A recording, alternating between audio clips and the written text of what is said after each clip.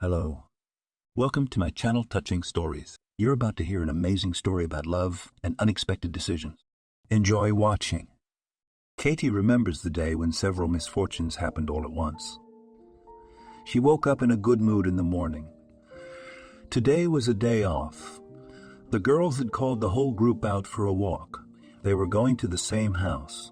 It was winter and cold, but it was not terrible, because the dacha had a stove.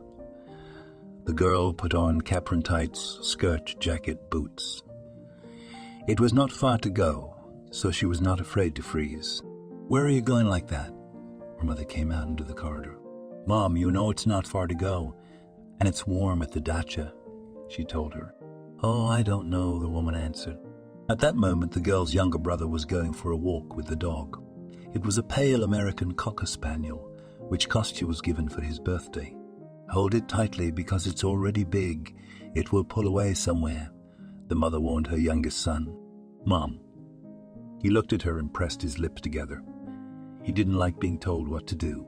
While Katie was hanging around the mirror, fixing her hair and doing everything else, it was about 10 minutes before Carl left the house.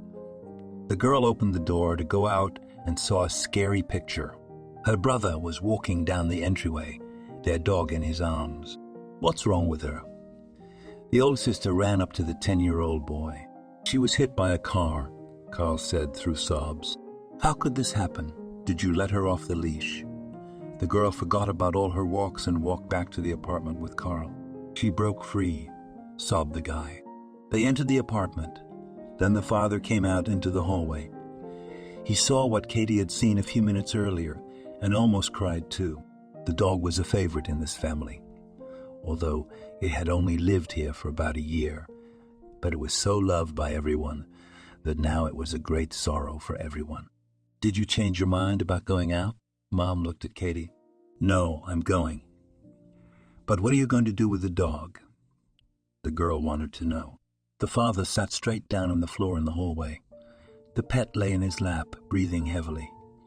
There was a time when there was only one veterinary clinic in a small town, and if they went there, they wouldn't make it in time, or there were no specialists there. And what to say that someone would have come home? Katie went for a walk. She found out later that the dog had died a few hours after she left. When she got to her friends, she naturally told them everything. "Gee, that's a shame." Selena stretched out. "You bet," sighed the girl. "And why are you so dressed up today?" asked her friend the same question that her mother asked her. "And where to dress warmer? It's hot in here." Looked at the stove. "Well, how can I put this?" Selena looked back at the guys who were standing at the entrance and hadn't undressed. "I don't get it. Are we going somewhere last night? We didn't plan anything?" Katie looked at her friend in surprise. Of course, Selena couldn't understand why her friend couldn't remember anything. "I guess when I left yesterday, you guys agreed on something," remembered Katie. She had left before the others the day before. "Right, guys, we didn't tell her. The guys were going to the cemetery. Today was the anniversary of a classmate who left at a very young age." "That's okay. It's not that cold outside. I'll go that way," Katie said. "Are you sure you're sure you won't freeze?" Looked everyone else at her feet. "Sure," she said again, and they set off. They got there all right, stood by the grave, reminiscing, talking. But when they went back, the wind blew in their faces. They hadn't gotten halfway there yet, and Katie felt a stinging sensation a little above her knees. "Guys, I think I'm going to get frostbite on my feet today," she said. When they got to the cottage, they were all horrified. The tights were frozen right into their legs. "You urgently need to go to the ambulance or home," Selena told her. It was decided that the girl would go home, and there the parents would figure out what to do next. When Katie went home, only her father was there. "Where's Mom?" she asked him. "Today is definitely an unlucky day for our whole family," the man said sadly. What else had happened? Katie even forgot about her legs for a while. "Your grandmother fell while she was weighing the curtains. She leaned on her wrist and broke it," Dad told her. "I see Mom went to her," the girl guessed. "Yes," confirmed the father. Katie walked to her room. She tried to take off her tights, but it just wouldn't work in some places. It looked like she had spilled boiling water on her legs, but Katie knew that wasn't true at all. She took a pair of scissors and cut out the places that just wouldn't come away from her skin. She went to the kitchen and remembered how her grandmother used to rub goose fat on her cheeks when she was a child. So she got it from under the window and started rubbing it in gently. When her mother came back and saw that her daughter had injuries today too, she just sat back in her chair, sighed and held her head. And then, when 3 weeks had passed since then, the father saw how his son was suffering. The boy blamed himself for the death of his favorite puppy. Dad suggested we go and buy another one from the same breeders who once sold them this one that everyone loved. "So does everyone agree to get a new pet?" he asked the family in the evening. "Maybe we shouldn't." His wife looked at him. "You look at how the kids are suffering. I think it would do them good." The father felt sorry for his offspring. Katie and Carl got in the car with their father, drove to a neighboring town. A big dog was running around the apartment and 5 little black puppies were in a box. They were in there jumping on each other. Their eyes had just recently opened. "Here you go." The owner showed them the box. "Katie, you go," said the father confidently. "Why me? I don't know anything about this stuff." For some reason, the daughter was afraid of the responsibility. "You have a lucky hand. Choose the one you like," the father told her. The girl looked in the box. One puppy was quiet. He just lay in the corner. The second was always chewing on something, finding it at the bottom of the box and then smacking it. The third was poking his nose into all the others, probably looking for a tit. And only one puppy was very cheerful, jumping around the box, trying to yap, then biting everyone's ears. "That's the one," Katie picked up. "This one," she said, and showed it to everyone else in the room. "Let me see." The landlady held out her hands. "Sure." Handed her the puppy, Katie said. "Oh, what a good choice. It's a girl." After that, the woman handed the puppy back. And then they would get the papers from the owners, come up with a name and everything else. Now they had a new favorite pet. Kathy, since she had chosen the dog, she kept her in her arms all the time, wouldn't let her go anywhere. And Carl did not want to take her in his arms because he still had a residue from the past tragedy. With this dog, and everything began. Parents, without collusion, said that it was her choice, and therefore she must watch the dog. So she had to walk it morning and evening. "It's normal. They put all the responsibilities on me." The girl laughed, but then it became her habit. She was already in high school. In the morning before studying and in the evening before going to bed, she would walk with her pet. "Come here," she'd yell to her in the yard. It was summer and warm, so they played here for a long time. Katie saw that there were some young men sitting at a table here. There were 3 of them. "Ariel, come here," one of them shouted and clapped his hands. The dog, wagging its tail, ran up to him. He petted it, scratched it behind the ears, and looked up at his mistress as she approached. "She doesn't just walk up to anyone," Katie said. "She did to me," the boy grinned then. "She doesn't even come up to us much. She just growls or snaps at us." The girl was surprised. Dustin, the guy, held out his hand to her. "Katie," she replied back, but she didn't shake his hand. "Come sit with us. We'll have fun," the young man offered her. "No, I have to go home," somehow tense or even frightened the girl. "Come on. The time is still childish. You'll have time. We'll just be friends with the dog." He looked back at the guys. "No, I cannot." She did not give in to persuasion. "Okay, let's arrange to meet." He took Katie's hand, and they walked closer to the driveway. Dustin didn't want his friends to hear what they were going to talk about.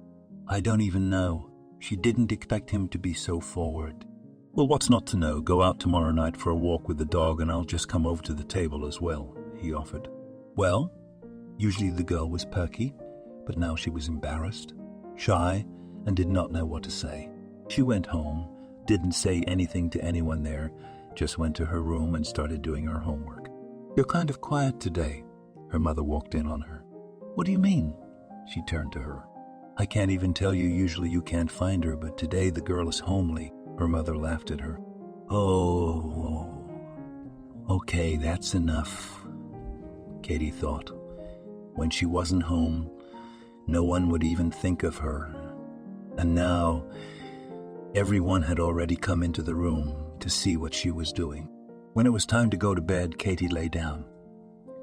She wanted to think about Dustin, visualize him, how they would have what, whether they were right for each other, how old he was, and everything else. But for some reason, those thoughts wouldn't come into her head. "Katie, are you going to the disco with us tonight?" the girls at school asked her. It was the last day of the working week, so in the evening everyone knew that both at school and in the House of Culture there would be entertainment events. You know, probably not. She nodded to them. "How so?" Angelica and Selena gibbered, and now stopped abruptly and stared at her. "I just don't want to. Why can't it be like that?" the girl told them. "Well, just always went together. You never refused. And now what happened?" Girlfriends from the company generally stunned. "Girls, don't bother me with these questions. If I said I'm not going, I'm not going," Katie said, turned around and walked towards her house. She knew that Dustin would come over tonight and would go out again. "Are we going to a friend's house tonight?" Dustin asked the girl when they met that evening. "I don't think my mom would let me go." Katie doubted it. "Well, you want me to ask her?" he suggested to her. It couldn't be worse. Katie knew that her mom, though fun, was strict. But somehow it all worked out, and the young people went to the cottage. There were already a lot of people there, girls, guys. Everyone was chatting, talking. It seemed such a relaxed atmosphere. No one was with anyone.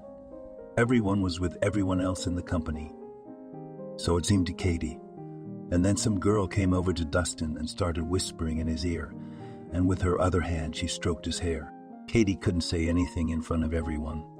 But then one-on-one she said everything she thought about the guy. "What do you like?" He didn't understand. "Like what?" "I'm sitting there looking stupid that some girl is flirting with my boyfriend, not yelling. But she practically did it." "All right, let's go home," the young man said decisively. And they did go there. One of the guys who hadn't been drinking had a car, drove them into town. Katie went home. Dustin did too. With school behind her, the girl was getting ready to enroll. Dustin kept promising her that they would go somewhere, meet friends. It was different. And now, once again, they came to the cottage. There was some kind of holiday. Katie doesn't know what happened to Dustin. It's like he went crazy. First he was joking around, flirting with everyone, and then he went into the house and was never seen outside again. "Have you seen Dustin?" She approached almost every one of his friends. No, they nodded their heads. Then Katie walked into the house.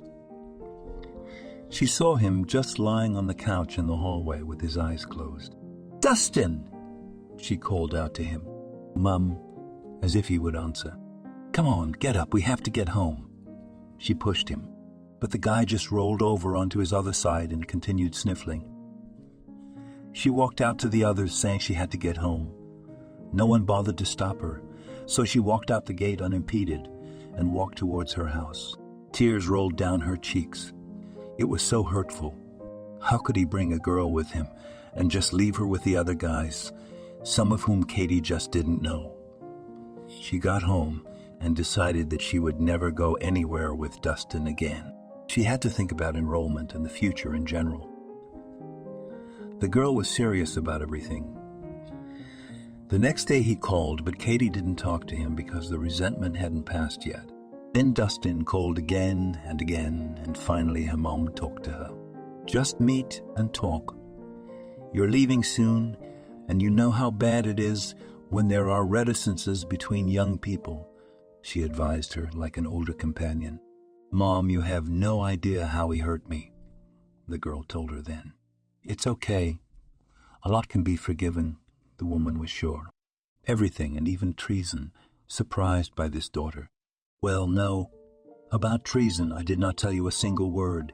It is, firstly, and secondly, Was there between you treason? I think you would have told me immediately.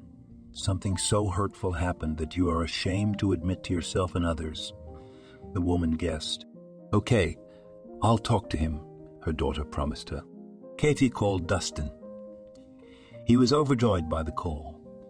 Not an hour later, he came to pick up the girl. Honey, I'm sorry, but it's not that big a deal, he told her. Did you expect something terrible to happen? She was surprised at him. Why not? No, well, the body was weaker than I thought. Fell asleep. Sorry. He fell on his knees in front of her and hugged her legs. Dustin, get up, don't. She pushed him away by the shoulder. Love, to prove to you that I have serious feelings, I even bought a ring. He pulled it out of his pocket. Well, thank you for the gift. She took the jewelry from his hands. It's not a gift. He looked up into her eyes. What is it then? She didn't understand. I'm proposing to you, he said very quickly, as if he was either embarrassed or didn't want to talk about it. Okay, for now, I just forgave you. I need time to get used to it. Great. Was the guy ready for anything? He said that already tomorrow he agreed to come to visit her and do everything that only she said. They walked around some more today, and then Dustin walked Katie home. Before they left, they actually went to Katie's mother's house. Well, hello, young man. I've been wanting to meet you for a long time. Stood in the doorway, Caroline. Good evening. It's nice to meet you too, Dustin smiled, and handed the woman flowers. I hear a man's voice, so we have company. Jacob came out into the hallway and shook the boy's hand. Then they all went into the kitchen and sat down at the table. There was an awkward silence at first. Dustin, why did you come here alone? Caroline asked him.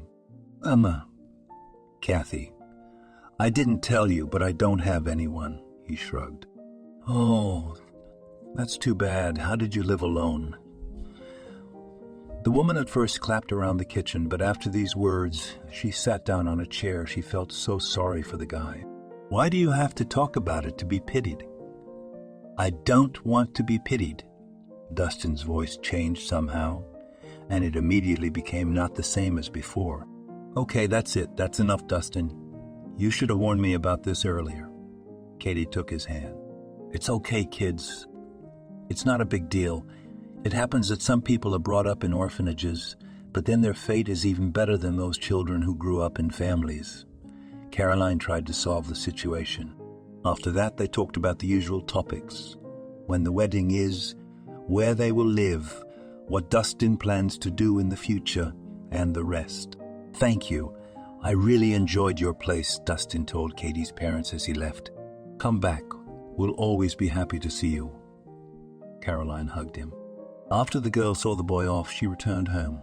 Well, now, are you all right? Her mom asked her. I think so, but with the wedding I do not want to hurry because I need to study first. Well, and at least get a job to rent an apartment, said seriously Katie. The next day, when they met Dustin, she told him all this. What do you want to do? He didn't understand. Well, I'll definitely go to school now and then we'll see. Katie seemed cold. I don't want to live without you, he told her. Well, what do you suggest? She looked at the young man. I do not know. Let me get a job, and as the first money will be, you can rent an apartment or you transfer to a correspondence course and live here.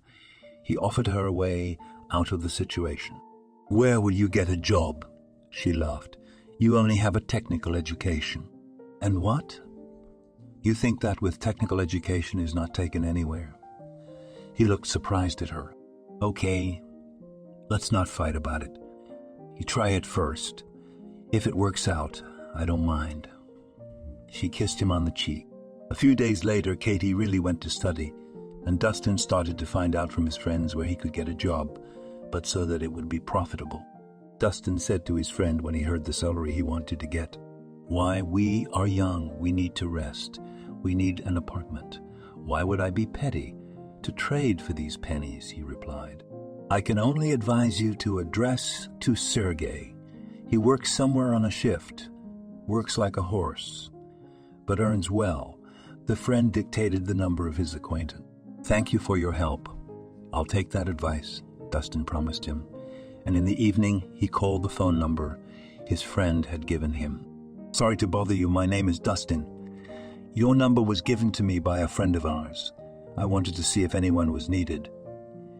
He spoke confusedly into the phone. "Yeah, you can never have too many hands," he heard back. And what? He didn't know what to ask, what to say. "Let's meet tomorrow at the cafe." Cian dictated the address to him. Dustin was in a mood like he'd already been hired. He was excited all evening. The next day he went to the meeting. The young men met. It turned out they had a lot of mutual friends, and Cian told him all the specifics of the work. It was a shift. You had to leave home for a month, then come back for the same time. "It suits me fine. My girlfriend is studying, and so far not to interfere with her. I could earn money," he said in response. Then it was a deal. The new acquaintance held out his hand. Dustin had to leave in 2 weeks, but he couldn't leave without saying goodbye to his beloved. So when Katie arrived for the weekend, he had a surprise for her. The guy invited not only her, but also her parents to a restaurant. Well, Dustin's surprise. Jacob approached him. "This is my first job after all. I couldn't help but celebrate. I've had some small jobs before, some odd jobs, but now it's serious," he told Katie's parents.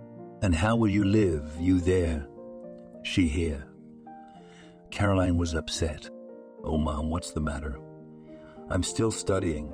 We do not see each other for weeks, and so he will be busy and earn money," convinced her girl. "Let's not talk about work anymore," Dustin asked them. After that, they sat there as if wondering what would happen next, where he would work, what he would do there. But it was all just guessing.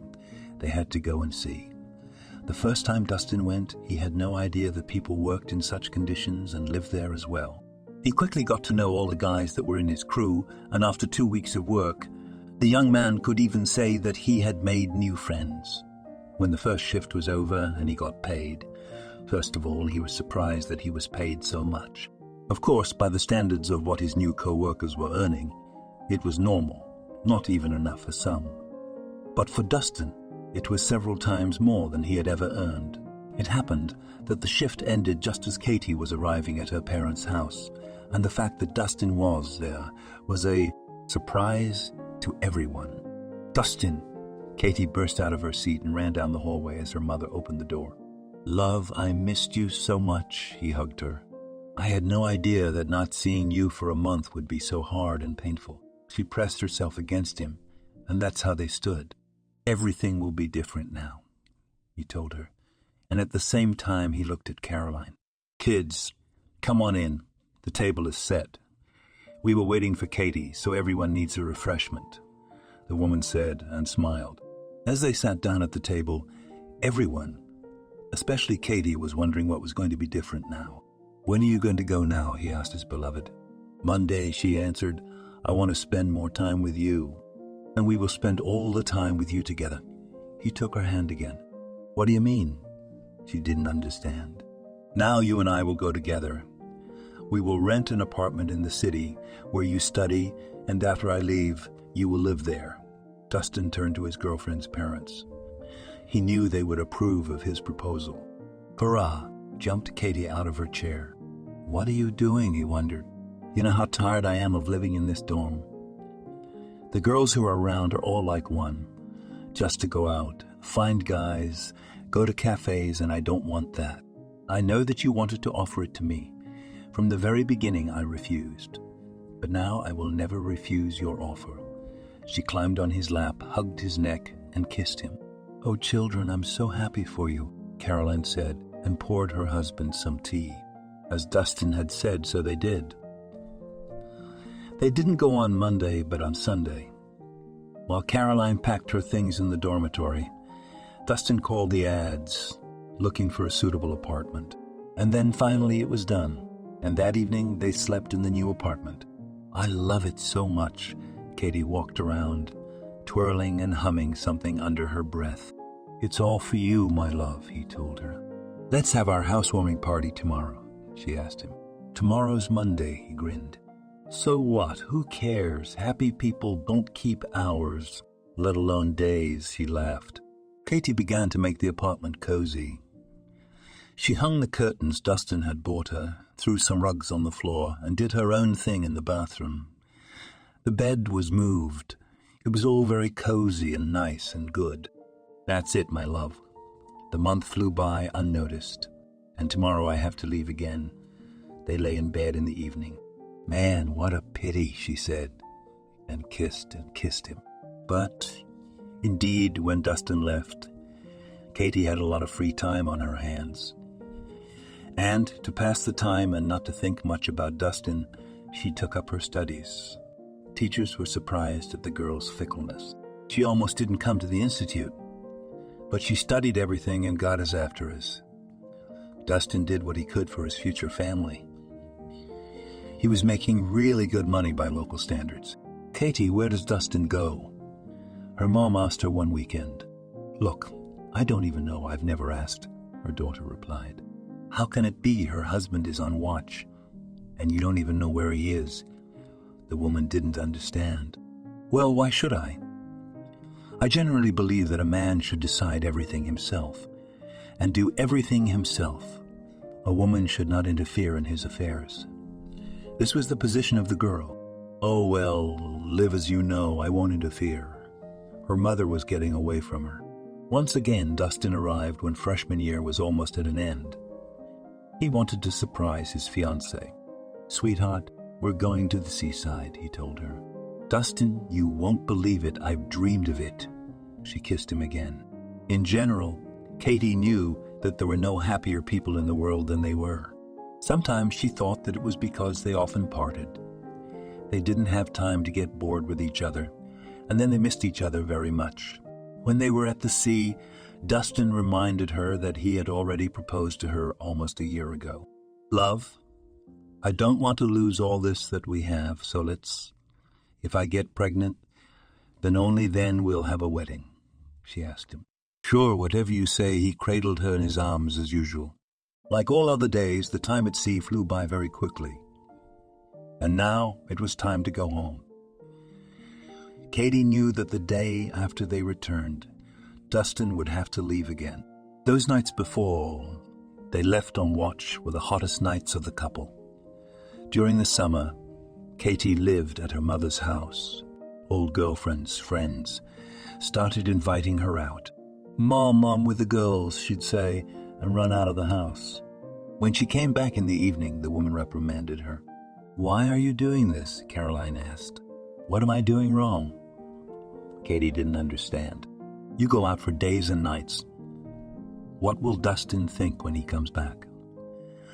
The mother even cried when she thought that two people who love each other might break up. Mom, what are you talking about? I'm not doing anything wrong. With Selena, we haven't seen each other for how long, and now we're just hanging out, enjoying the youth we still have, she said. Look, he's got a lot of money now. He can afford a lot of things. He'll know, he'll see. God forbid what he thinks. He'll take it and leave. Mom turned on the older girl again. Mom, why are you talking dirty? Katie didn't want to listen to her. When Dustin arrived, they decided to spend the evening alone. They sat in some coffee shop talking. So, how are you spending your time here? He asked her. Dustin, here's my mom thinking you're going to fight, but I don't think so. So I want to tell you everything. She was saying. Dustin froze for a moment. He's really afraid of those words. Tell me, he looked at her and held her hands. Why are you so tense? There's nothing wrong. It's just all this time we've been out with Selena, and my mom said you'd come over. Think something, leave me. She laughed gleefully. Ah, Caroline and her repertoire, he shook his head.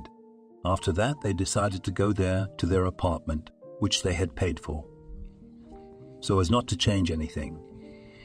There were still a couple weeks of school left. Katie, do you want eggs? He asked her in the morning when he's making breakfast. Yes, she shouted to him from the room. Dustin always cooked in the morning when he got home. The girl walked into the kitchen. There were 2 plates on the table with scrambled eggs glazed smoky hot coffee, and a couple sandwiches. Oh, how delicious it all looked. She came to the table. But not a few minutes later, Katie covered her mouth with the palm of her hand, made big eyes, turned around, and ran to the bathroom. "Sweetheart, what's wrong?" He ran after her. "Dustin, go. It's okay," she said through the door. After that, the girl herself went to the pharmacy, bought herself a pregnancy test, saw 2 bright scarlet stripes. It was joyful, but at the same time sad, because she did not want to lose her youth. This carefree, she realized that family life eats up relationships. Beloved, she approached him evening. "What?" He turned to her. "I've got a surprise for you." She gave him a thin white strip. "Does this mean we're getting married soon?" Hugged her and started kissing her. The young man. "Probably," she rejoiced in response.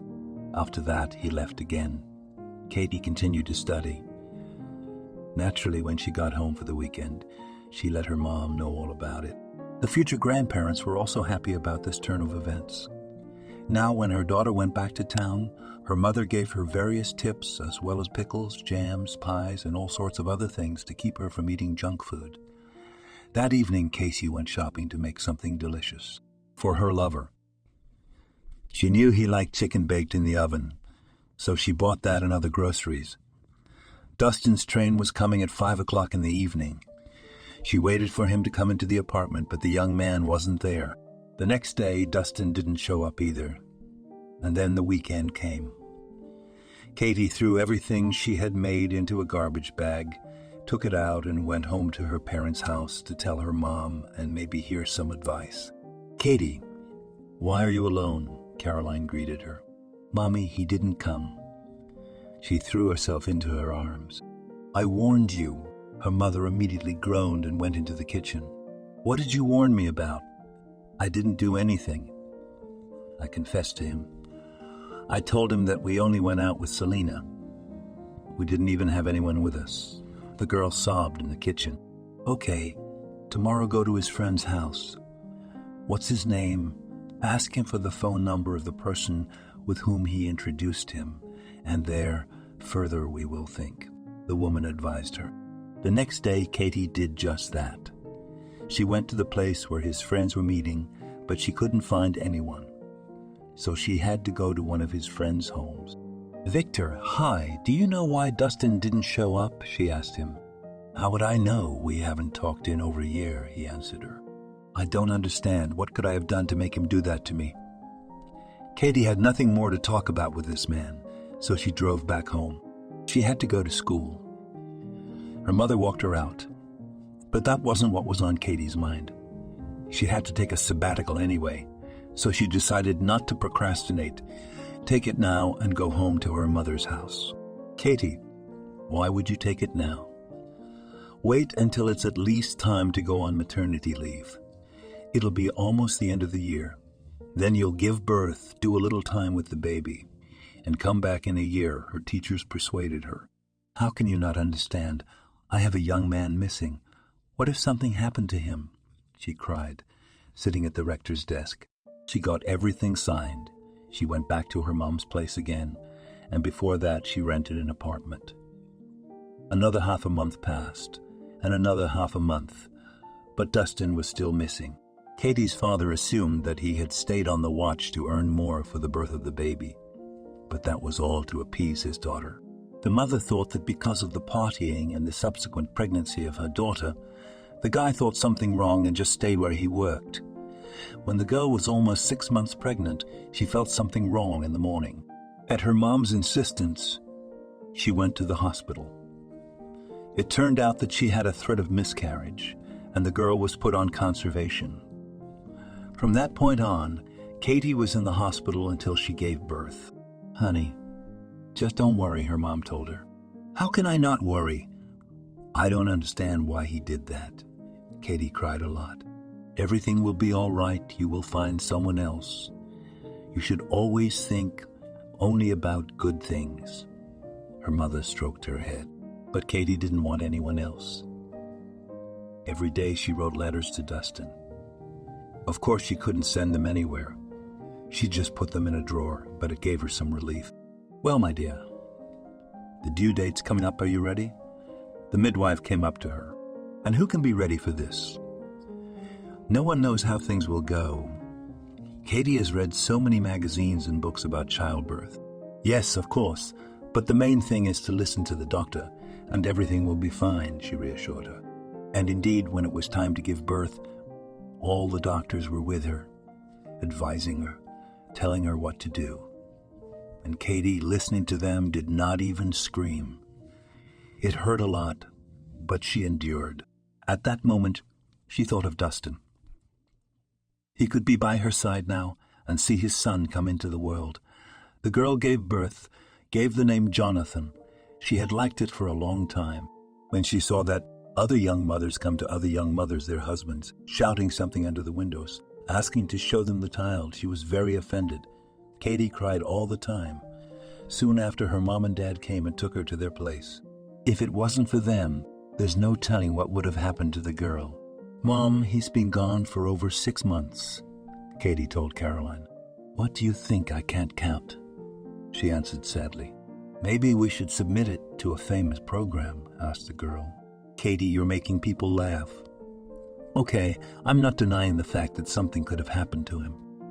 Well, what if he really resented the fact that you went out with your girlfriend and had a baby, and now when you go on the show, they find him, and what will he say?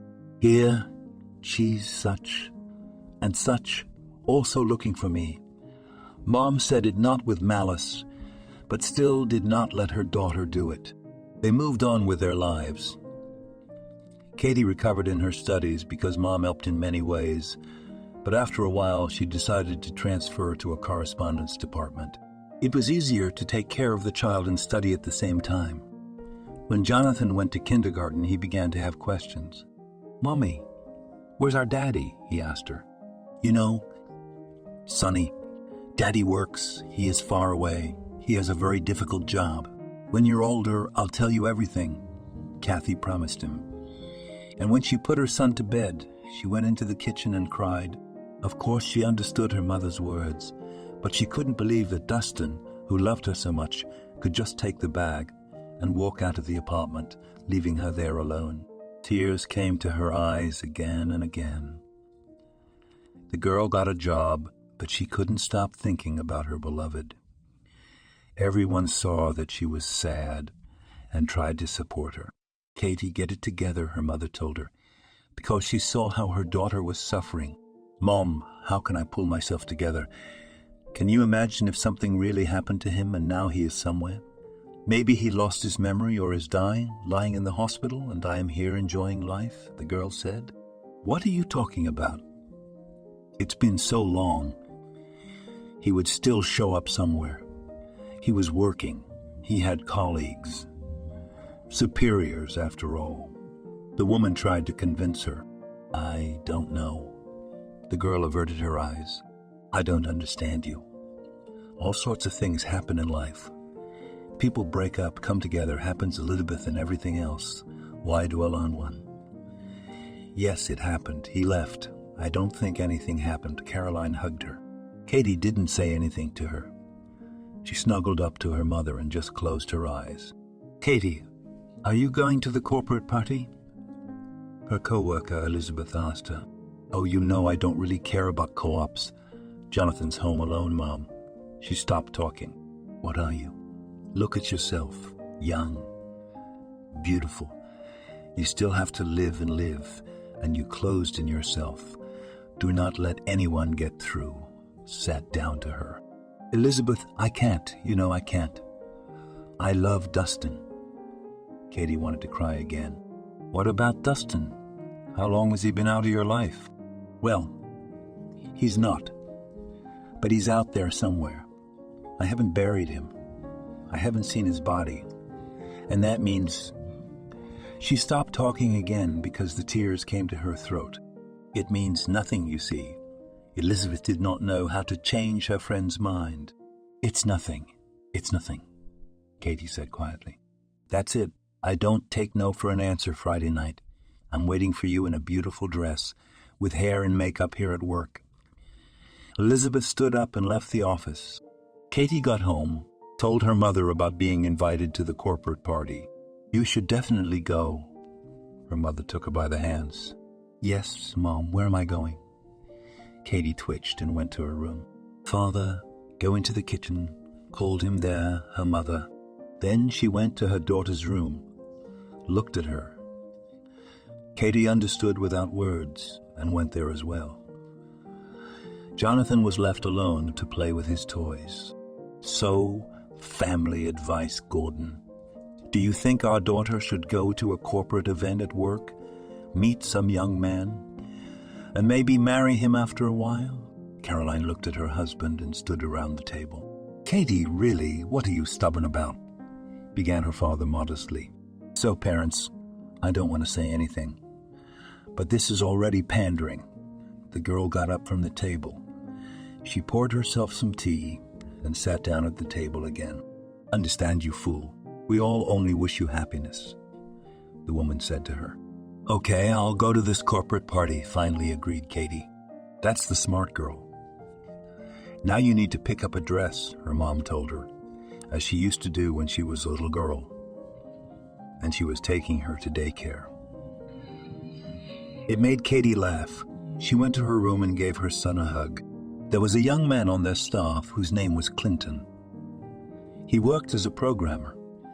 He had come here recently, and everyone had long noticed that he was paying attention to the pretty, modest Kathy. "Clinton, well, why will you go to her today?" Elbowed him in the side of his comrade Sashka. "Leave me alone," he whispered to him. Although he was a guy and not timid, but like this, in front of everyone, somehow shy. After everyone had gathered around the table, Clinton looked at Katie, and she noticed it. And then, when everyone got up to dance and began a slow dance, he came up to her. "Vov, I'm not going to dance with you," said the girl modestly. "Why?" He was not offended that she refused him. Just he saw her sad eyes. He wanted to know what was going on with her. "Well, I'm not ready to dance yet." She didn't look at him. Then they went outside to the patio. There were some benches, and they sat down on them. "Katie, tell me what's going on with you." He took her hand. "I'm fine," she told him. "No, I can see you're not fine." He shook his head. "Well, even if I'm not fine, I don't want to share it with you." The girl turned away from him. "Okay, I get it. You don't want to talk about it. Let's go back. Why sit here?" He gave her his hand. They entered the building. A lot of people who talked to Clinton, and Katie noticed that. "How's it going?" Elizabeth ran up to her. "Leave me alone already." Kathy couldn't stand it. She wanted to grab her bag and just run home because everyone was so fed up with this pandering that she couldn't stand it anymore. But she stayed because it was uncomfortable to do so. Still, it wasn't even 2 hours later when Katie got ready. "Come on, it's still baby time." Elizabeth came up to her. "I don't care if it's childish or not." You could see that Katie was nervous. "I don't want to be here. I'm not interested in drinking, dancing, or anything else. I want to go home to my son," she said. Elizabeth didn't argue with her. She saw that the girl was about to freak out, so she left her alone. When Kathy went outside, Clinton caught up with her. "Kathy, wait." "I'll walk you out," he said to her. Kathy thought to herself that she didn't need any escorts, but she didn't say anything out loud. They walked in silence to her driveway. There she stopped and looked at the young man. "Thank you," she told him and opened the door. "You're welcome." Clinton couldn't find anything to say. He was a little freaked out about the situation, too. Katie walked into the apartment. Everything was bottled up inside. She couldn't say anything to anyone. She just went to her room. "Oh, what happened?" her mom asked her. "Stay away from me," the girl realized that she could say something stupid. The next day at breakfast, the whole family gathered in the kitchen. Caroline was bursting with curiosity to ask what had happened yesterday that could make her daughter so mad. But she didn't dare to do so because she could see that Katie was still in a nervous state. "Enjoy your meal," Jacob said, and started eating. "Thank you." Katie stared into her coffee cup, not looking up at anyone. She picked at her plate with her fork. Nothing coming down her throat. Finally, she looked up at her mother. "What?" Caroline asked her good-naturedly. "Mom, I can't take it anymore. Why do you all think I need someone? I don't need anyone. I want to be alone, with my son.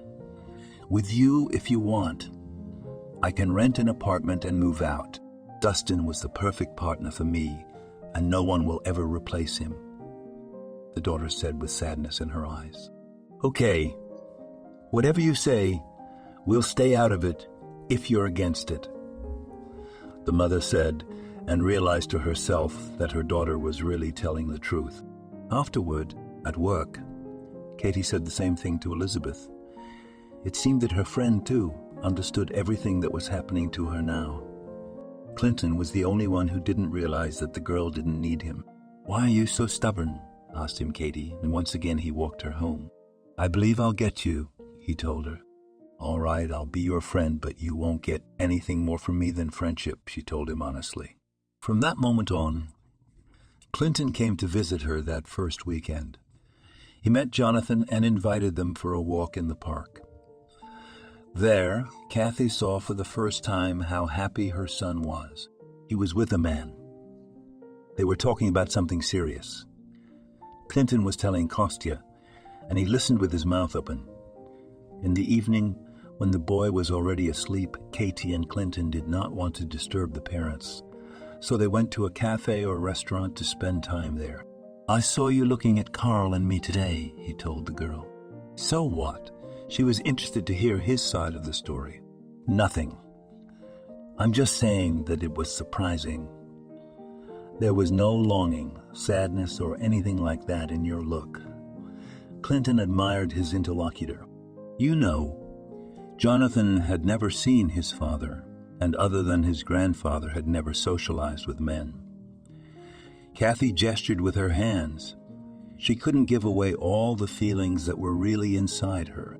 "So you'll let us communicate?" Clinton concluded for her. "Okay," she agreed, "but don't let him near you too much, because then you'll leave and he'll suffer a lot." "I understand that you're letting me near Jonathan, but not you," Clinton said. "You've got that right," she averted her eyes. They continued to sit, each thinking about his own. Clinton sometimes looked at the companion. He could not explain why he does not leave, because he is almost openly told that he is not the hero of her novel. "Let's go home."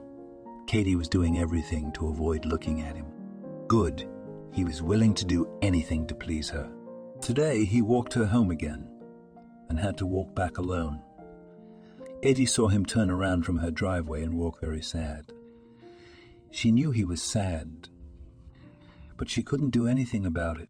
"So, how was your vacation?" met her mother at the apartment. "No way." She looked at the woman with a multi-talking look. "Everything is clear, daughter. Try. And maybe this is exactly the man you need," said Caroline. "Mom," "Stop it," was annoyed with the daughter. Her mother had gotten behind her today, but she planned to start this conversation again in the future. Kathy continued to work, Clinton to look after her. Carl was glad that he was now being taken on various outings and activities by his mom and her suitor. "Carl, come here." She beckoned the boy to her. "What?" He approached her. "Look who's that."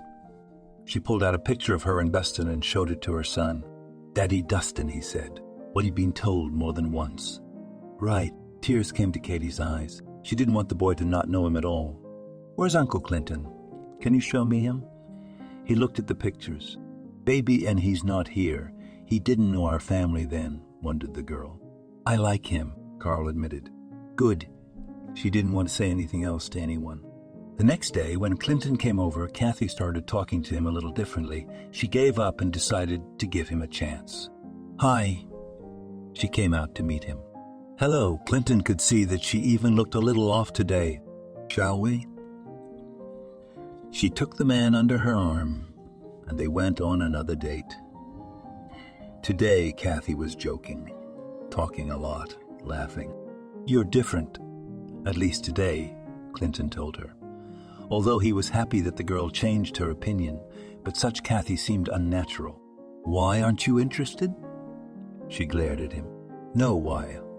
I didn't say such a thing, but I like your image, the way it is real, he told her the truth. But the girl still did not change anything.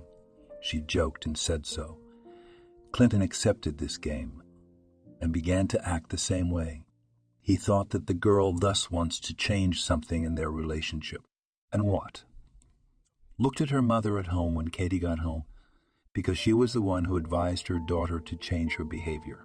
Nothing, I can't pretend, she answered honestly.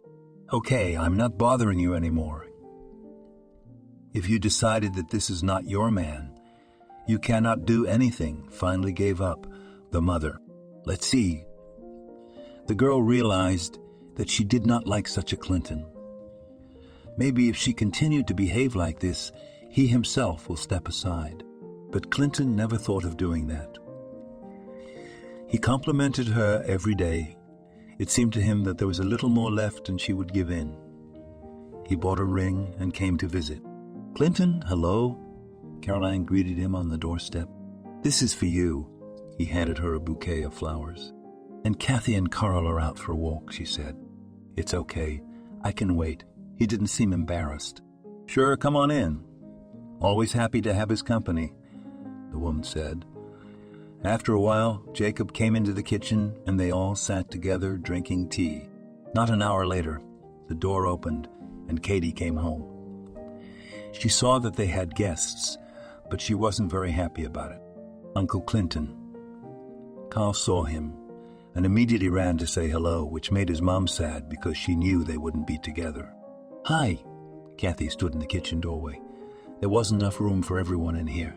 Let's go to the room. I'm about to set a small table, Caroline said. Everyone did go in there. Kathy Clinton was standing in front of her. Yes, she already understood everything, and she didn't even want him to say those words. Will you be my wife? He handed her the ring. I don't even know. She shifted her gaze to her mother. Agreed, daughter. Clinton is a wonderful man, not shy. Right in front of him, said the woman.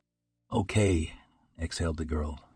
She took the ring, but I'll think some more, and if something is wrong, then I understand. Think all you want. It was enough for Clinton and the fact that she didn't turn him down. After the proposal, the parents thought a wedding would soon take place and their daughter would finally stop being sad. But that didn't happen. I have a surprise for you, Clinton once said to his chosen one. What is it? She knew that he could surprise. We're going to the sea for a few days. He put his arm around her. Oh. Kathy really wanted to go to the sea, but she didn't want to go there with Clinton. Do you mind? He got upset. No, I didn't want to offend him. So the two of them flew in, checked in, went to a restaurant on the beach. There was a beautiful sunset. The evening was a success. The young men went back to the hotel. Katie, he came up to her. Clinton, she looked at him. There had never even been a kiss between them yet. He didn't say anything. He took her by the shoulders and drew her to him. Katie didn't resist, but when he started kissing her, she pulled away immediately. I'm sorry, he looked at her. We can't be together. I'm sorry. It was now that the girl realized it. Pretending to be fun, that's one thing. But living with a man, kissing and hugging him, that's something else entirely. But he wanted to say something, but at the last moment he stopped talking. They spent another day on the coast as friends and then flew home. They got off the plane as strangers to each other. Did you turn him down after all? Her mother asked her when she got home. Yes. I realized I couldn't be with anyone else. I love Dustin. Katie cried for the first time in a long time. It's okay, her mom hugged her. I feel like it's never going to be okay again, her daughter said. You what? It's still ahead of you. The mom didn't know how to comfort her daughter. From that point on, Clinton was left out of the loop. He worked a little more in the organization with Kathy, but he couldn't take it anymore and quit. She didn't talk to anyone about it. Just let it go. So, are you alone again? Elizabeth sat down next to her. They hadn't talked about anything for a long time, because neither had time. Let's not talk about it, the girl asked her. Tell me, did you ever do anything to find your Dustin? Elizabeth never talked to her friend about it. Katie was out of breath. She didn't want to bring it up at all. If there had been any clue when he'd gone missing, it was all gone now. And she hadn't forgotten what her mother had told her either. "Okay, I hear you." Elizabeth laughed to lighten the mood. Katie thought about it. She didn't want to talk about anything else, but her friend didn't want to leave her side. "Why don't we go out?" she asked her. No, that was a definite. Katie had no other answers. "Oh, what are you?" Elizabeth sat back down from her. After that, Katie went headlong into her work. She'd come home and see that things weren't much fun there. Carl had shut himself away. She realized it might be because Clinton was out of his life, but she couldn't just put up with it for the rest of her life. "Sonny, come here," she called out to him. "What?" He was unresponsive. "Do you want us to look at the pictures again? I'll tell you how we lived with your daddy." She told him and sat him down beside her. Come on. Although he was not in the mood, but he liked to sit like this with his mom and listen to her story. There she was, happy. And again they sat, looking at Dustin and Katie in the pictures, and she was singing. At this point, Carl was smiling too. "Why don't you and I get an apartment and live together?" Mom said to the boy. "What? You are not satisfied here?" Caroline stood in the doorway. "Mom, please don't start," the girl almost cried. After she refused Clinton what she had not had to listen to her mother. They argued. The woman rebuked. Katie did not understand why. Jacob stayed away. "Why spend money when you can stay here?" the woman said. "No, Mom, I've made up my mind, and it will be. I don't think I can do this anymore." She turned to the window and didn't want to talk to anyone else. As Katie decided, so she did. The very next day, she started looking for an apartment. The apartment was found quickly and at a reasonable price, which was a relief. Kathy started packing her and her son's things. She didn't want to argue with her mom. She still asked her for help and talked to her, but now it was without any lectures and persuasions from the woman. "It's nice here," Elizabeth came to visit her. "I can't get enough of it. And I can't believe I didn't think of moving to live separately before." Kathy poured tea for her friend. "I'm getting married," Elizabeth said quietly. "What do you mean? Just a few months ago you were asking me to go out, and now it's like this?" wondered the hostess. "That's how it turned out." The girl did not look at her friend. "Well, I congratulate you." Came up and hugged Katie friend. "Will you come to the wedding? I didn't know if my coworker would come." "I'll not to come.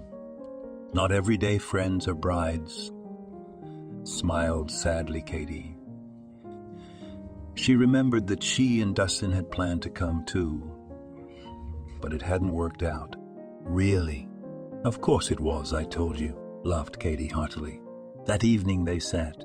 Elizabeth told her friend how she had met her chosen one, how they had had Elizabeth at first sight, and that when he proposed to her she didn't refuse. Maybe it won't happen again, and it's never too late to get a divorce. "I'm waiting for you at the wedding. You can take Jonathan with you," she said as she left. Bye, she hugged her guest and closed the door behind her. After that, she went to clean the kitchen. It was nice to be remembered. And again, like the last few evenings, when her son fell asleep, she sat in the kitchen by the window and looked at old photographs. In the morning, she had to take the child to kindergarten, and she had to go to work, as Kathy did by machine. She got up in the morning, made breakfast, dressed herself, then her son, and the rest of the routine, which was repeated every day. "Mom, hi." She came to her one Friday. "Oh, you've been gone so long." Caroline looked at the calendar. Only a week. Katie had such a busy schedule during that time that she couldn't spare a minute for her relatives. "Why didn't you bring Jonathan?"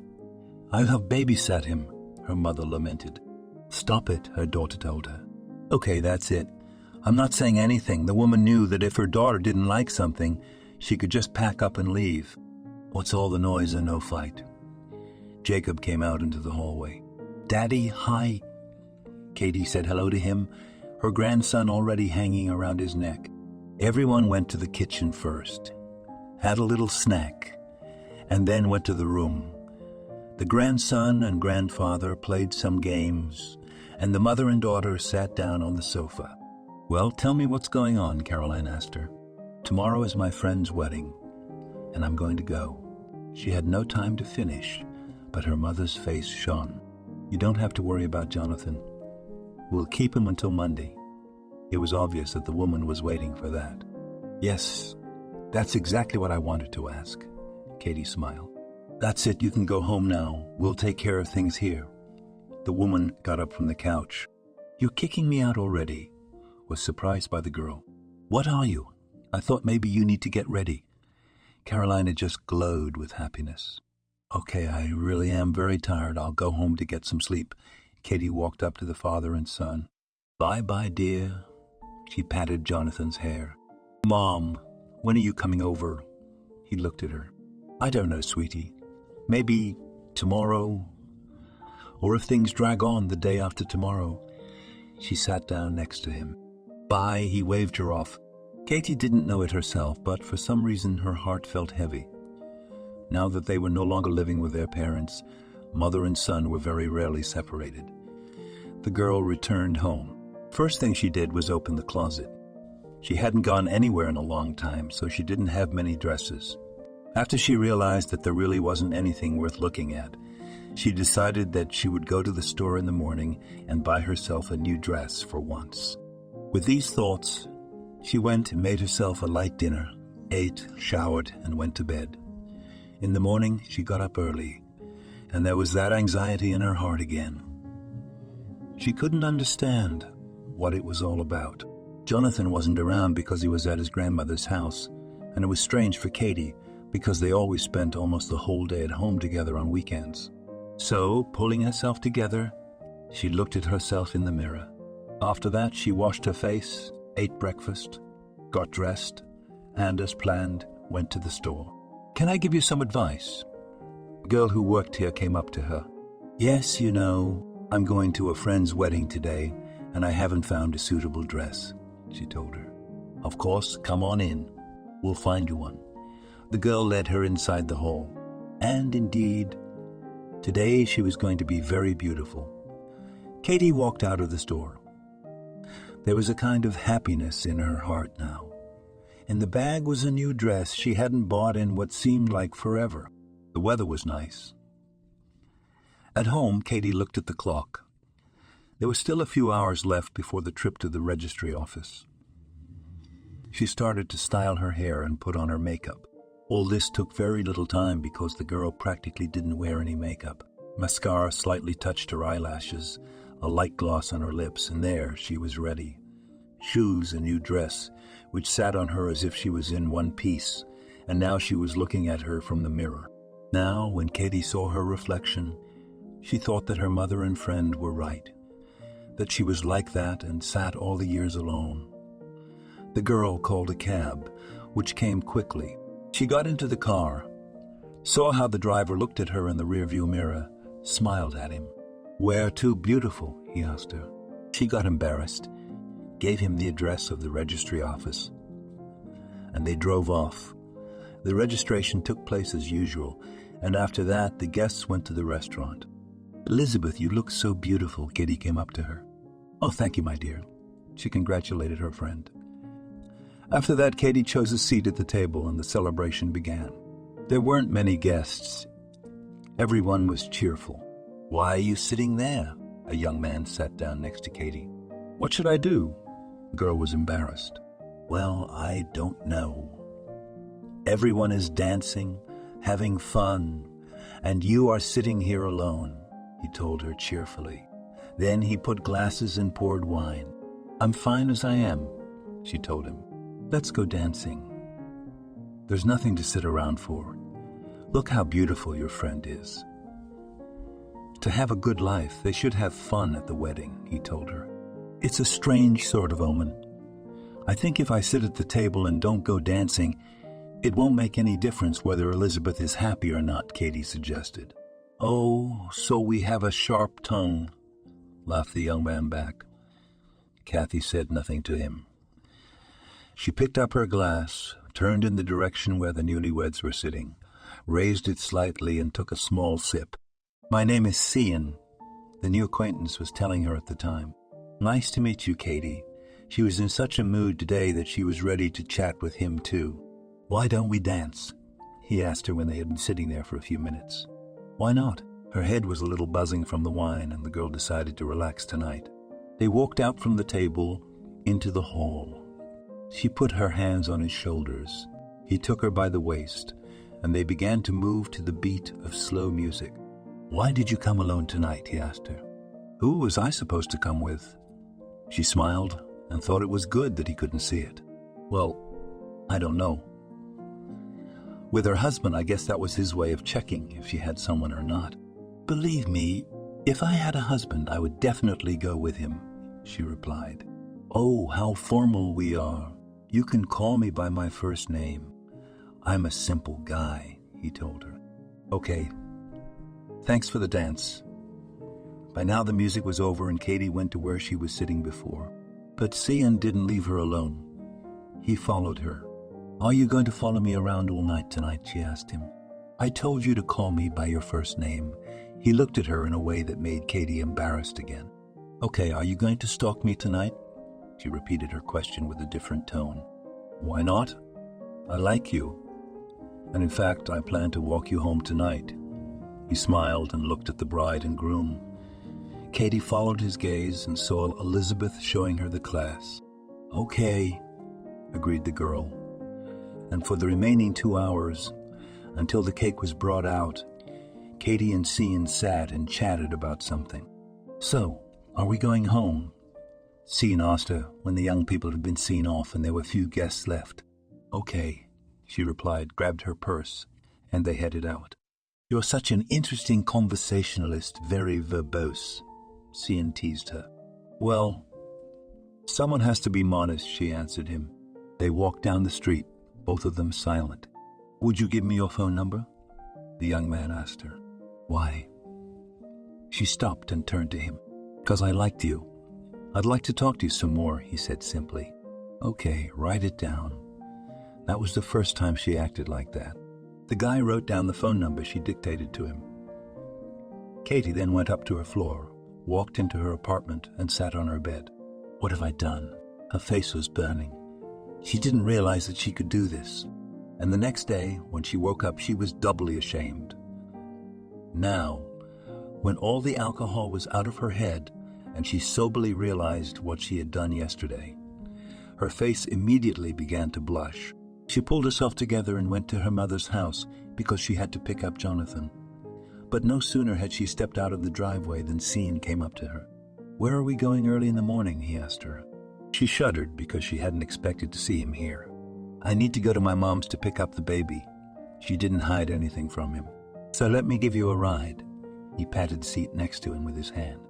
Okay, thanks. She got in.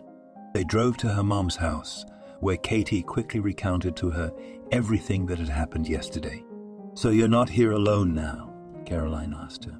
Yes, yesterday's acquaintance kindly offered me a ride to your house, she admitted. And he was not afraid that you have a child. Mom continued to ask questions. Mom, well, why all this? Let me just collect Jonathan and we'll go home, she asked her. No, this is the first time my daughter is telling me that she met someone on her own, gave her phone number, and now she has even agreed to get a ride. And you want to ruin it? Caroline took her daughter by the shoulders and turned her toward the door, then opened it, and you escorted her out. Mom, Katie said, but the woman only looked at her reproachfully and indicated for her to go downstairs. Where's the baby? Didn't understand Cian, who was waiting for them downstairs. Mom didn't give it to me, Katie told him, and laughed herself at her own words. Don't you get it? He looked at her confused. Then the girl told him how her mother and her friend tried to set her up with someone all the time, but they don't succeed. Oh, so that means I should be thanking your mom. Get in. Let's go to a restaurant. We'll sit and eat and talk, and then I promise I'll bring you back here. He opened the car door in front of her. Katie got in with him. The young man was really kind and cheerful and caused in her even some sympathy. In the restaurant, Cian spared nothing. He scattered compliments, did whatever the girl wanted, and when they drove home, he tried to kiss her. What are you doing? She pulled away from him. Katie, why are you acting like this? Everything was going fine. He looked her in the eye. Seeing, I'm not ready yet. I had a fiancée a few years ago who disappeared after I got pregnant, and I can't get over it, so I don't let anyone near me. She told him the truth. What, the fiancée you were pregnant with disappeared a few years ago, and you think he just left at her? He laughed at her, just like Mom. Take me to my mom, please, she asked him again. Let's ride some more. He put his hand on her knee. I said I don't want to, she said, and wanted to get out of the car. Did you try? He wouldn't let her. Cian, please don't do anything stupid. She realized now that she had been stupid to let Cian do all this. What stupid thing? He moved closer to her and wanted to kiss her, but she pulled away again. Then he grabbed her head and pulled her to him. I don't want to. She pulled away from him, but he wouldn't let her. With some effort, Katie opened the car door, and you could say she fell out of it. I thought you were normal. She stood up, shaking her jeans off the ground. I thought you were normal. He sat behind the wheel and looked at her. Katie slammed the door, thinking that she had been right all along to blow all these scumbags off. She got to her mom's house quickly, her eyes tearful. The woman noticed it right away. What happened? She asked her daughter. Nothing. Katie didn't want to talk about it.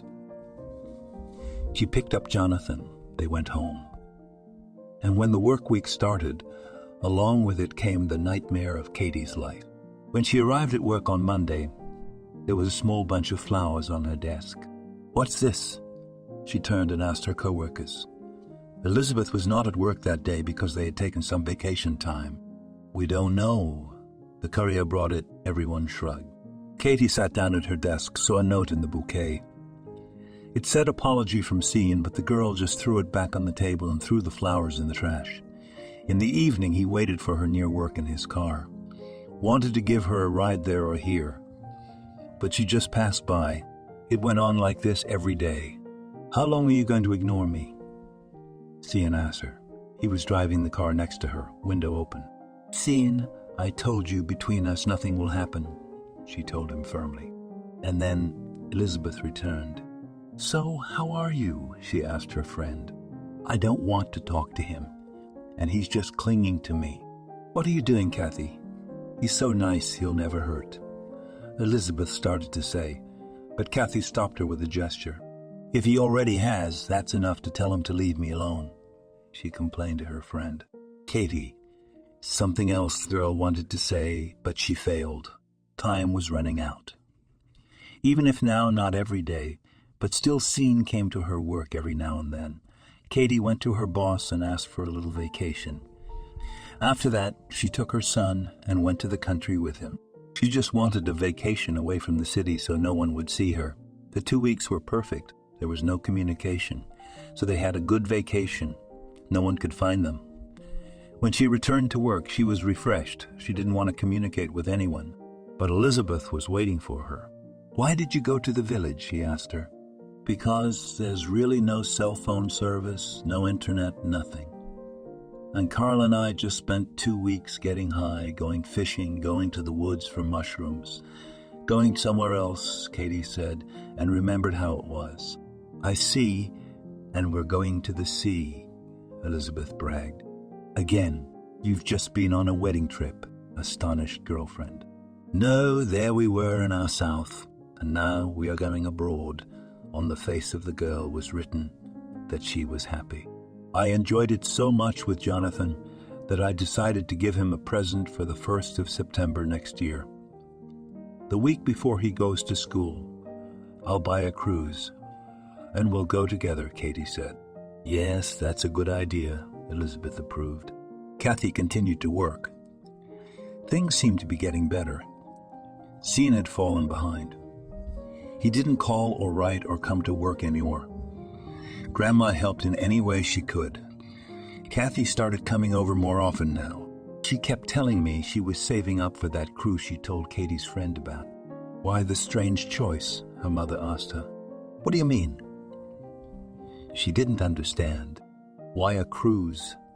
Not a trip to the sea or anything else. but a ship? I don't know.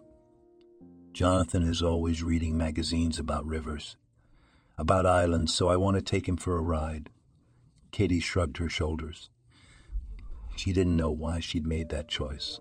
What if he's seasick? The woman speculated. Oh, Mom, don't think anything of yourself. We haven't had time to leave yet. And you're already talking nonsense. The girl didn't want to think about anything bad. At the beginning of the summer, Katie counted all her savings and realized that she was a little short. But her mother pleased her by saying that she could add them the missing amount of money. That made her happy. Son, come here, his mother called Jonathan one day. What? He ran up to her. Listen to me. I've been saving money all year, and Grandma added some more money to it, and we're going on a cruise in August, she told him. What's a cruise? The boy looked at his mom. It's a trip on a ship on the water, very interesting. I promise you, hugged him Katie. Yay. We're going on the cruise. The boy started bouncing around the apartment. The rest of the time, Katie spent preparing for the trip they had to take. It was necessary not to forget anything. She made a list and followed the list to put everything with her. When that long-awaited day came, she and her son boarded the ship. They were put in a cabin, and now their vacation began. At first it was unusual, but after that everything became ordinary. Every morning they went out for breakfast, admired the views, took pictures, went to some activities in the evening. Everything was fine. When their vacation was coming to an end, they were announced that the company had arranged a small buffet for them. All the passengers were happy about it, and in the evening men in suits, women in beautiful dresses, all went down to the deck. There were some horse duvers, champagne, and more offered. Live music was playing. Everything was great. At some point, the host asked for everyone's attention. Dear guests, now the captain of the ship wants to speak for you. He wants to say a few words of gratitude and generally summarize the results of our journey, he said. After that, a man in a beautiful suit came to the microphone. When he began to speak, everyone looked at him, including Kathy and her son. As soon as she saw him, she froze in place. She looked at Jonathan, who was also standing there with his mouth open. It was Dustin. It was impossible to believe, but it was real. And Katie saw it with her own eyes. While Dustin was saying some words she didn't understand, the boy tugged her arm. Mommy, that's our daddy, he told her. Yes, son. She crouched down in front of him. Katie decided, so as not to traumatize her son too much, to take him to the cabin. Please, love, sit here for a while. I'll go and find out everything, okay? She asked him. You just don't get too upset. You saw the baby, how pale the mother is. Katie ran out of the cabin. She heard that there was still a celebration going on deck, and everyone was shouting hooray for the captain. She ran in there and immediately headed for the stage. Woman, where? You can't come here. One of the sailors stopped her. I must speak to the captain, she told him. I'm telling you again, you can't come in here. He held her hands. Dustin, Dustin, Dustin, Dustin. Look at me. It's me, Katie, she shouted from right here. The captain lowered his eyes. He paid attention to the woman but didn't say anything. He thanked all the passengers once again and went to his room. How do I get to him? Katie looked at the young man. Woman, why would you do that? He's not Dustin, the man muttered. Please take me to him, the girl begged. The guy felt sorry for her for some reason. He told her to follow him and walk down the small corridors to where the captain was. The young man knocked on the cabin, looked in, apparently alerted that the same woman was coming to see him. Come in. He's waiting for you, he told Katie, and stayed outside the door. When she entered the cabin, the man was sitting in a chair with his back to her. Dustin, why did you do that to us the other day? She walked farther away so she could see his face. Woman, who are you? I don't know you, and my name is not Dustin but Mark, he answered her. Fine. Let it be Mark, Scene, Clinton, Jacob, whatever. Just explain to me why you did this to me, she cried. Yeah, what Scene, what Clinton? I'm telling you, my name is Mark, and this is the first time I've seen you. I don't know. I've never done anything. He started to get nervous. She sat staring at one point and didn't understand how this could be. "Are you all right?" He looked her in the eye. "Dustin, why?" "I'm not here alone with your son," she told him. "Here." He handed her a glass of water. "Drink it and calm down." Katie drank the water, realized she had nothing more to say to this man. Just turned around, walked out of the cabin, and went to her room. So, Carl was waiting for her there. "Nothing, son, I was wrong. It's not your father," she said. Sat down on the bed, tears flowing from her eyes. "Mom, but I saw him too. You showed me his pictures all my childhood. I couldn't not recognize him." The boy sat down to her and spoke quietly. "That's it, kid. Tomorrow our journey ends, and we won't bring up this incident again." It was hard for her to talk about it. Inside, it was like a repeat of what had happened when Dustin had last left on his watch.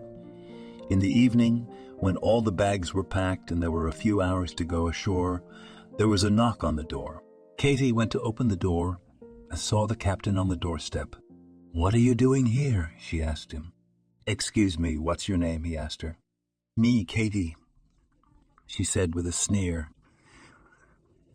She realized that even if he had lost his memory 7 years ago, he wouldn't have had time to learn to be a captain and come to work here. "Kathy, I'm telling you, my name is Mark. Here are all my papers." He pulled some papers out of his pocket. "I already got it. I don't care," she replied, and walked back into the room. "No, I'm interested in your story. I have something to tell you too." He followed her. She sat down on the bed where her son was sitting. Mark sat across from her. "What do you have there?" He saw that the boy was looking through some photos. "Are you very interested?" Carl was acting just like his mom. "You started all this, so let's finish it now," the man said. "Here." Carl walked up to him and handed him some pictures of a happy Katie and him. "I understand now," smiled sadly at Mark. "What do you understand?" Katie looked up at him. "Let you think it's me, but it's not me. It's Dustin, my twin brother." The captain shook his head as if he was sorry for something. "Tell me about it." Katie became curious.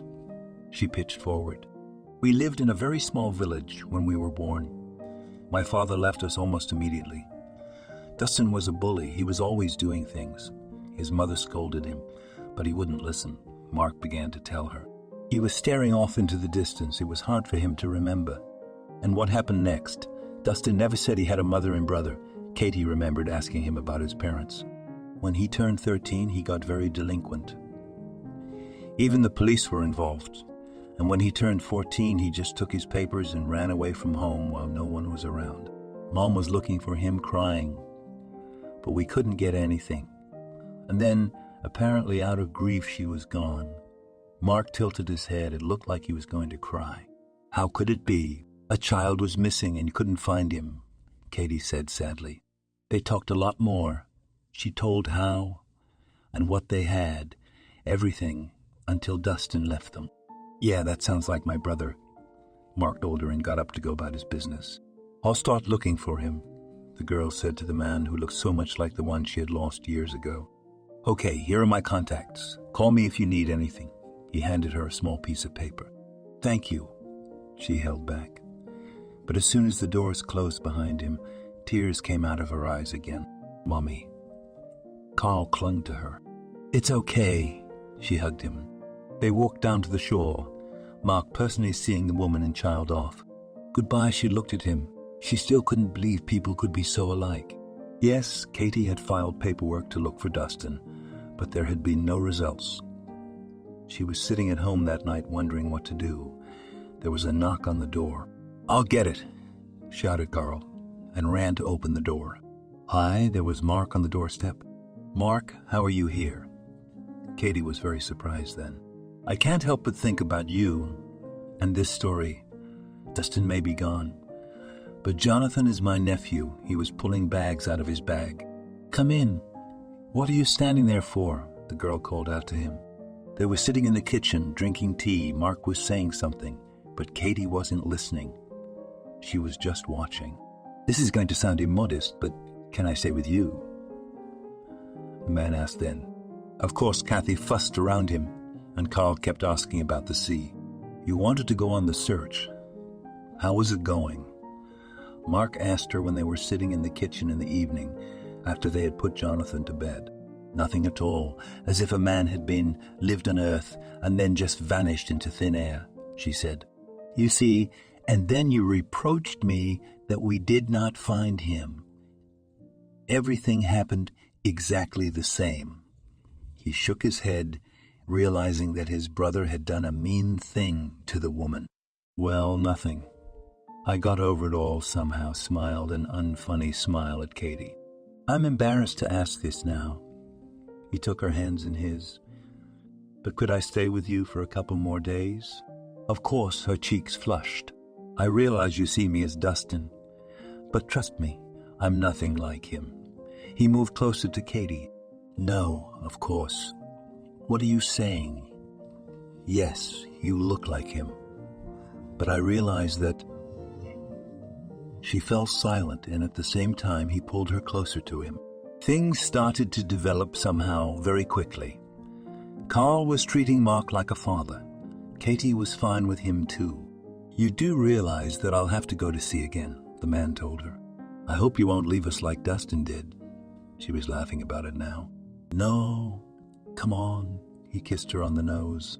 Mark spent a few more days at home after that, and then Katie packed his bags and walked him out. Will you bring me anything? Carl snuggled up to him. I will, the man told him. Kathy continued working. She couldn't tell anyone the story. Elizabeth wasn't at work. It turns out that first Kathy was on vacation, and now her friend was gone.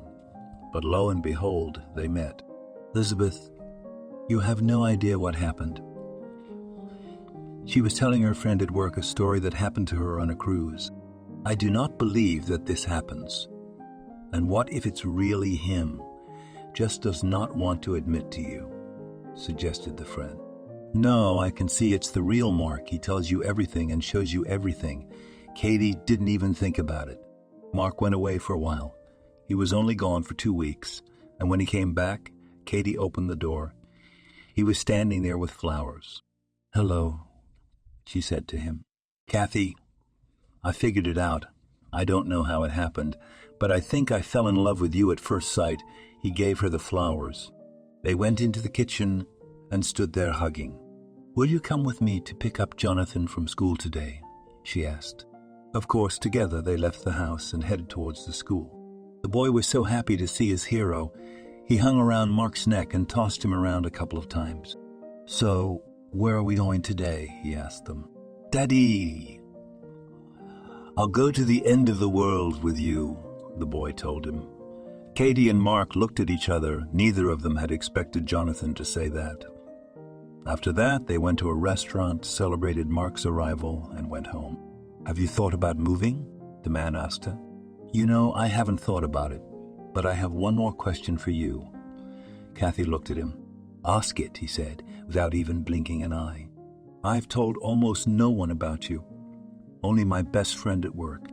Even my mom doesn't know. I think I should go to her and tell her everything, Katie told him. Sure, we'll go. We can pack up right now and go. He was ready for anything. Well, you realize how my mother might react when she sees you, don't you? She smiled, remembering how she had behaved on the ship. Okay, we'll think of something, he promised her. They agreed that tomorrow after work they would all get together and go to her parents' house. Mom, hi, her daughter called her. Katie, where have you been so long? I'm all nervous. First this cruise, then did not show up, Caroline countered her. Mom, I have a lot of news for you, and tomorrow I'll come to you not alone, she answered her. Good. You are mysterious.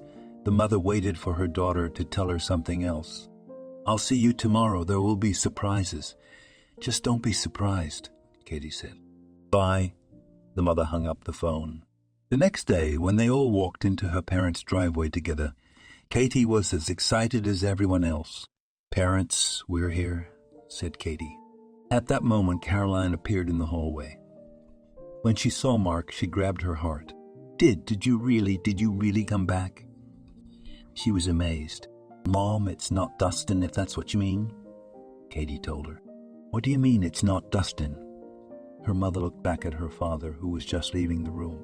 "Mom, Dad, meet Mark. This is Mark, Dustin's twin brother." She introduced him to her parents. "Wow, but how is that possible?" "There was a reason you were drawn to this cruise and not somewhere else," her mother told her. That evening, everyone was worried. Jacob couldn't believe such coincidences at all. They sat in the kitchen, drinking tea, laughing, talking. "Dear Caroline and Jacob, I wanted to ask you for your daughter's hand in marriage," Mark said in the middle of the evening. "What?" the parents and Katie said in unison. "Well, what's the hold-up? She's been waiting for it from my brother after 7 years of suffering, and now why would I drag it out? We'll get married and everything will be fine. I love Jonathan like a son." Kathy, too, at first sight, he hugged both boy and girl. "If Kathy doesn't mind, we're both in favor." Caroline laughed and hugged her future son-in-law. "That's good," he said. After that, it was Kathy's turn to invite Elizabeth to the wedding. When she announced it, Elizabeth even laughed because she remembered Kathy telling her that everything happens very quickly. Mark tried to do everything for his beloved. He rented a restaurant, invited a caterer, even hired a motorcade. What was all that for? She didn't understand. "Listen, you have suffered for so long and waited, I could not do otherwise," he told her. And all the time hugged and kissed his bride. They got married. The wedding went very well. At work, he and Elizabeth then long remembered this holiday and everything that preceded it. And after all, you had a premonition. None of your suitors you did not stay with, as if you knew that you would meet him, Elizabeth said to her. "Yes, I've been thinking about it myself," Kathy agreed with her. "Hi," Mark greeted Katie from work. Tonight was his last night before another business trip. "Oh, it smells good." She walked into the kitchen. Mark had made dinner and picked up Jonathan from daycare. Now they were just waiting for Mom. "Come in, wash your hands and sit down at the table," invited their husband and father. Everyone did, now enjoying the flavorful meat. "I hate to let you go," Kathy said, "and I hate to leave my young wife," he told her. But it had to be done. After all, it was work. Mark left once again, and Kathy and Carl stayed behind to wait for him. This trip was longer than all the previous ones. Mark felt in charge of the ship. He knew and could do everything. He was often praised. There was a reason he was already serving at such a position at such a young age. They stopped at some port. "Are you going ashore?" one of the crew asked him. Of course, they hadn't felt dry land under their feet for days. When they got down to the shore, Mark saw a shop with some costume jewelry and scarves. He decided he had an obligation to buy something for his wife. He walked over and began to look at them, his eyes going wild with such beauty. "How much for these?" He pointed to the eleg earrings of a large stone. While the salesman was telling him the price and everything else, Mark noticed that a man very much like him was entering the local bar. This piqued the man's interest. He quickly paid for the earrings and motioned for that tramp to follow. When he entered, he really saw that it was Dustin, only something had happened to his face. He didn't look much like himself, so it was possible not to hide his face much. "Hello? Do you know who this is?" He turned to the bartender. "Ask that man over there, he works for him," the young man behind the bar said with a nod of his head. "Greetings." Mark sat down at the table with the man he had just been told about. "What do you want?" the man said sharply. "My name is Mark. I'd like to buy you a drink." He ordered a beer and some appetizers. "A drink is good. What do you want to know?" The interlocutor became animated. "I'd like to know about that guy over there." He pointed to Dustin. "I don't know what happened to him. He doesn't remember anything. A few years ago, he got on a boat. The captain was kind enough to pick him up. He worked for him, and now he's staying in this port, working for me." "Do you know where he is, what happened, where he's from?" Mark asked. "I told you, he doesn't remember anything and no one needs to find out." At that moment, the order was brought, and the man began to drink and snack. "Thank you," Mark held out his hand. "You're welcome." He was surprised that he got a free treat. The captain passed by Dustin once more. He didn't say anything to him, and he didn't even seem to notice him.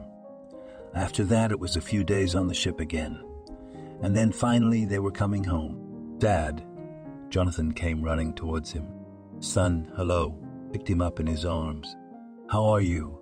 Hello greeted him. Katie. "It's okay," he kissed her. "Where have you been? What have you seen?" Was interested in her always. You can imagine. This time, nothing interesting at all. The husband did not want to tell his wife who he met in one of the ports. "I have news for you." She seemed to blush at that moment. "So why don't you say something? Tell me." He was waiting. "You are about to become a father of 2 children." She took his hand and put it on her stomach. "Is it true?" He looked back at Jonathan, who shook his head, confirming his mother's words. "You are my favorite." He wanted to twirl Katie around, but he didn't because he was afraid of hurting her. After that, they went as a family to Katie's parents. As usual, they were welcome there. "Do you know yet?" They were all sitting around the table again. About what? Caroline didn't understand. "If you knew, you wouldn't ask." Mark laughed. "Of course, you should have been the first to know," Katie told him and looked around the table. "So what is it?" Caroline was already starting to worry. The most frightening thing for her was the news that her daughter and grandson were moving in. "You're about to become grandparents again," Mark told them. "Oh my God, you scared me," the woman exhaled. "Kathy, you should have waited and suffered so long for everything to be so good now." Her father came over and hugged her. "I don't believe it myself," she cried. "Come on. Everything is fine." Her husband hugged her, at which point Carl snuggled up to his mom as well. At work, Katie only told Elizabeth about her pregnancy when it became apparent. It was because her friend couldn't do it, and Katie didn't like to brag. "Now you will go on maternity leave. Who will I communicate with?" said Elizabeth sadly. "I'll tell you more. I probably won't go out after the maternity leave," whispered Katie, so that no one would hear her. "Why not?" also quietly asked her friend. Mark said, "It's not a woman's job to work," she laughed. "I see, you see how wonderful he is," she said enviously. Katie came home, where 2 of her favorite men were waiting for her. "Tomorrow is the scheduled ultrasound. Will you come with me?" "I will." He kissed her belly. In the morning, Carl left for school, and husband and wife headed to the hospital. Kathy entered the office. Mark was waiting for her in the hallway. She emerged from there with papers in her hands and tears in her eyes. "Honey, what are you doing?" Mark came right up to her. "You're going to have a son," she said. "Why are you crying?" He kissed her. Katie clung to her lover with joy. That day they picked up Jonathan from school, and the father of the family took them to a restaurant to celebrate. "Daddy, aren't you going to fall out of love with me?" Carl whispered in his ear. "Don't even think about it." He hugged his family, as he always did.